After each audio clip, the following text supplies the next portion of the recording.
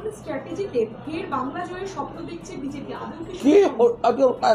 কেউ যদি ওইভাবে মানে প্রত্যেকবার আমরা কি বলছি, এখানে কোনো স্ট্র্যাটেজি ফ্যাটেজির ব্যাপার নেই, এটা কোনো বিষয়ই নয়।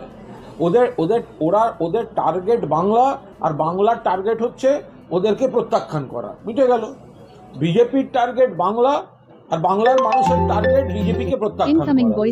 সেটাই হয়ে আসছে, সেটাই হবে। 21 সালেও তো বলেছিল টার্গেট বাংলা, হয়নি। 23 সালের পঞ্চায়েতে টার্গেট বাংলা, হয়নি। 24 সালের লোকসভায় বাংলা থেকে সিট বাড়াবার টার্গেট বিজেপির, হয়নি।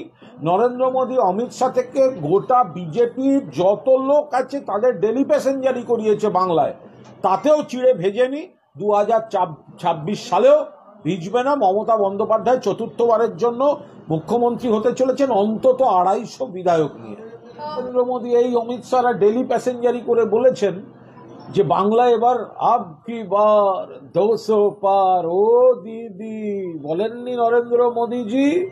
তো কোথায় গেল আপনাদের এই সমস্ত প্ররোচনামূলক কথাবার্তা, সংলাপ, সুর, এসব কোথায় গেল? হয়নি। পঞ্চায়েত নির্বাচন আপনারা প্রত্যেকটা জেলা পরিষদ হেরেছেন, সবকটা জেলা পরিষদ বাংলায় তৃণমূল কংগ্রেসের। 2024-এর লোকসভা নির্বাচন, সেখানে বাংলায় তৃণমূলের সাংসদ বেড়েছে, বিজেপির কমেছে।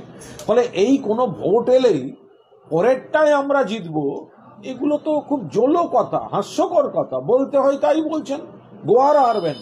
আমরা দায়িত্ব নিয়ে বলছি, 2026 সালে চতুর্থবার মহামাটি মানুষের সরকার, চতুর্থবার মুখ্যমন্ত্রী মমতা বন্দ্যোপাধ্যায়, এবং বিধানসভায় বিরোধী দলনেতা আসনটা পাওয়ার জন্য যে মিনিমাম আসন লাগে, বিধায়ক লাগে, সেটাও কিন্তু বিজেপি পাবে না। ফলে বিরোধী দলনেতা বলে কোনো পোস্ট থাকবে না।